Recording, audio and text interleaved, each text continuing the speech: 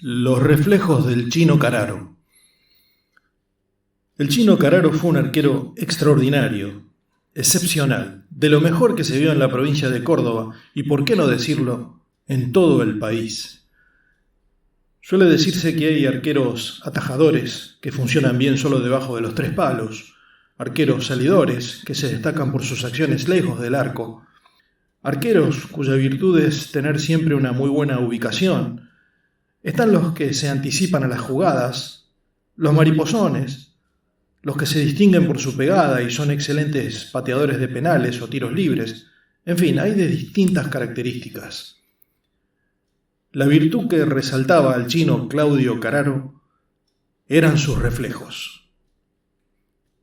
Nacido en Córdoba capital en pleno barrio Alberdi, desde la cuna, con meses aún, se empezaron a notar sus extraordinarios reflejos, y lo comprobaban sus allegados que, advirtiendo esa cualidad del niño, le arrojaban objetos o efectuaban movimientos en sus cercanías, provocando las reacciones del infante que a una tan corta edad actuaba como un rayo, veloz, atrapando todo lo que le pasara cerca.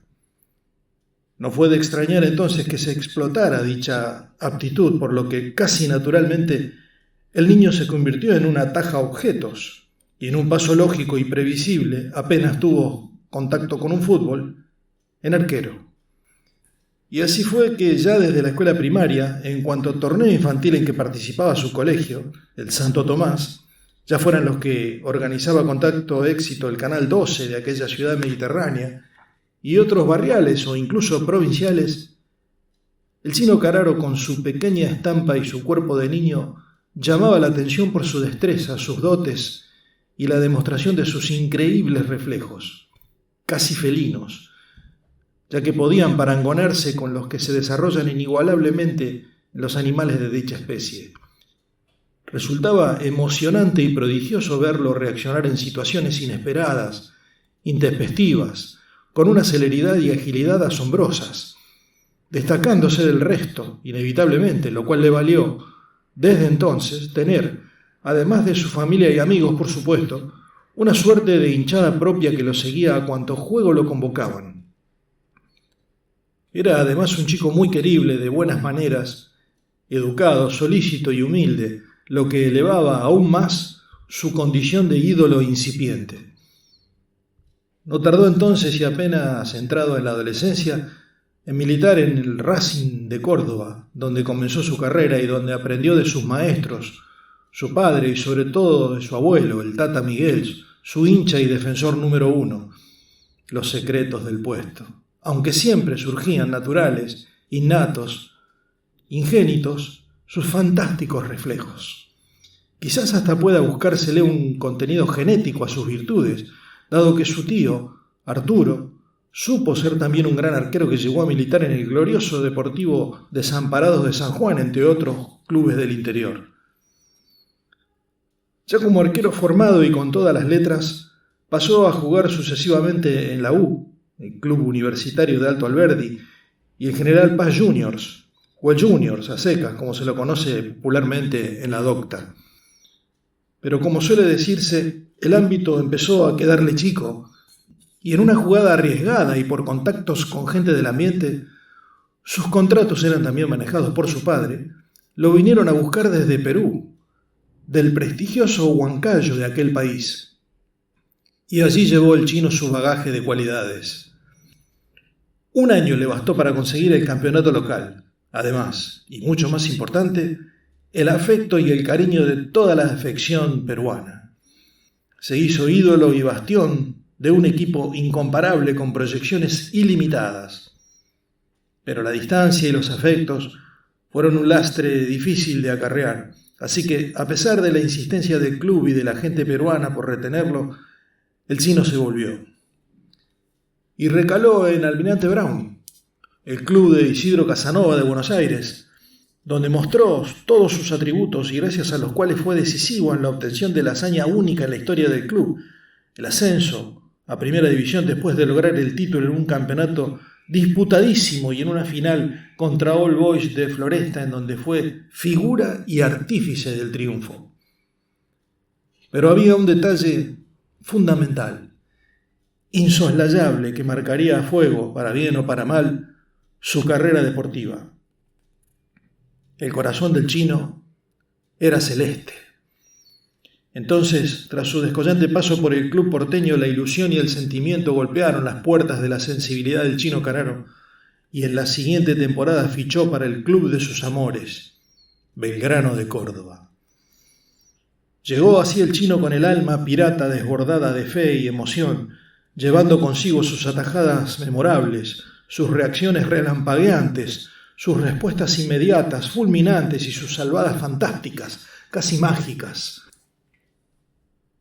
Sí, los reflejos del chino llegaron para iluminar y agrandar el horizonte celeste del glorioso pirata de Alberdi. Belgrano estaba en ese entonces participando del torneo argentino, buscando una plaza directa para entrar al torneo nacional, el que complementaba al metropolitano de los grandes de la capital y que daba cabida a equipos del interior que pugnaban por conseguir el sueño de codearse con los inalcanzables River, Boca, Independiente y todos los clubes más importantes del país.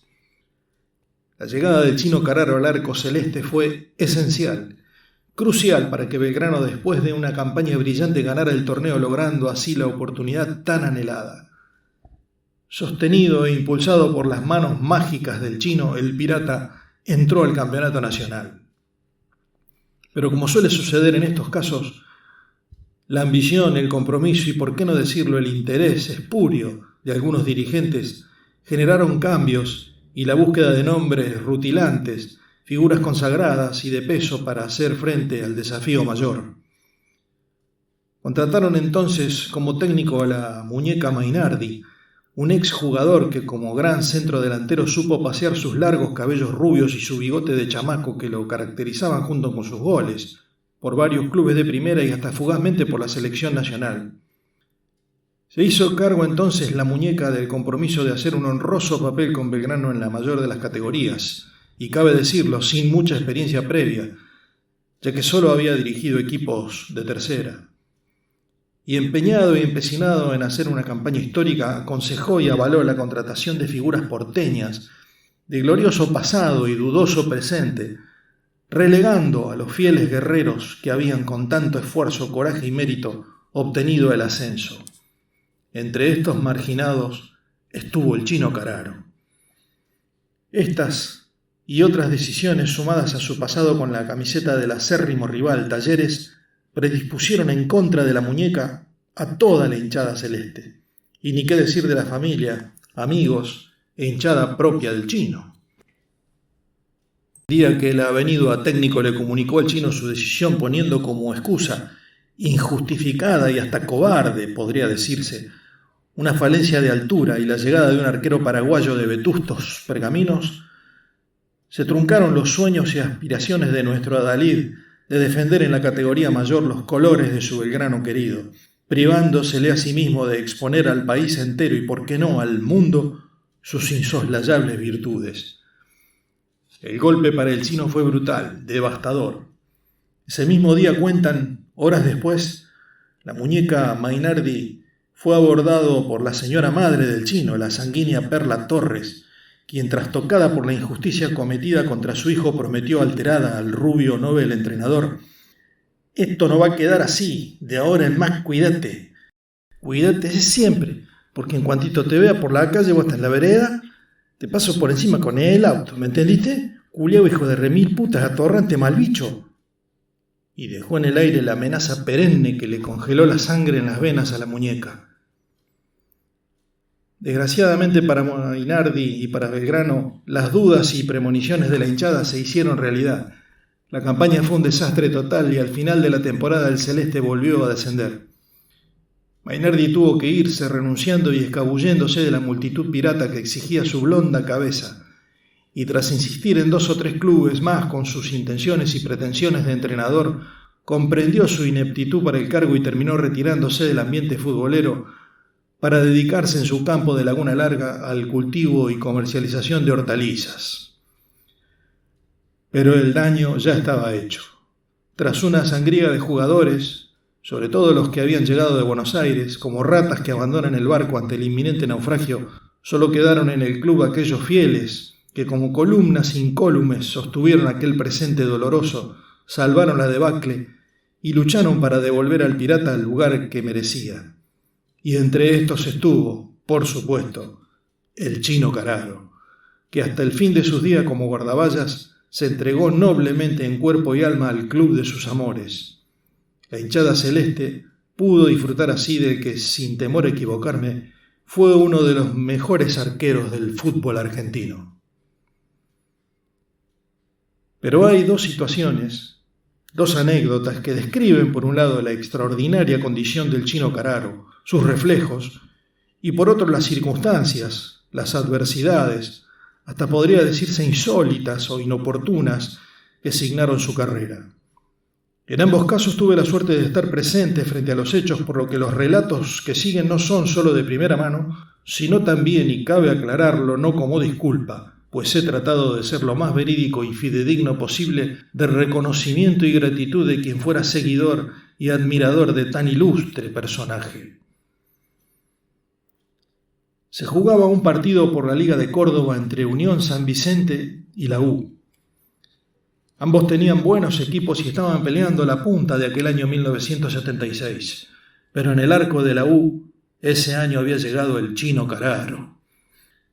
Se jugó en la cancha de Argandeña y Salgari, en el barrio San Vicente, y el local asediaba el arco del Chino, ya que a poco de iniciado el juego, un gol tempranero del artillero de la U, el abejorro Morero, había puesto en ventaja a la visita. Pero la avalancha naranja tropezaba siempre con el escollo insalvable que le presentaba la figura de Cararo. Cada intentona, cada avance, cada disparo daba lugar a las intervenciones históricas, milagrosas, mágicas del gran arquero. Se jugó en una tórrida tarde de principios de diciembre y fue un partido clave para el que a la postre sería el campeón, la U del Chino. En una jugada promediando la segunda etapa todavía con el 1-0 a favor de Universitario, con todo Unión volcado al ataque, a la salida de un córner y tras un despeje corto, el balón salió picando despacito, manso, hacia afuera del área grande donde llegaba relamiéndose el gringo Libolsi, el cuevero de San Vicente, quien sin pararla sacó un furibundo derechazo que iba a colarse allá arriba, al ángulo superior derecho del arco de la U. El Chino, tapado por un mar de piernas y cuerpos que buscaban salir del área, se encontró con el fútbol en el aire, a gran velocidad y potencia, casi encima. Poniendo en acción sus inigualables reflejos, el Chino voló. Y digo voló porque yo estaba justo atrás de ese arco y vi todo con detalle, y puedo asegurar que el hombre se elevó en el aire como si tuviese alas, y se encontró con el fútbol bien allá arriba, en la unión de palo y travesaño, atenazando con sus dos manos el esférico y frenando su trayectoria hacia la red. Pero el esfuerzo y la estirada hicieron que en el vuelo al Chino se le cayera la gorra con la que se protegía del inclemente sol de la tarde.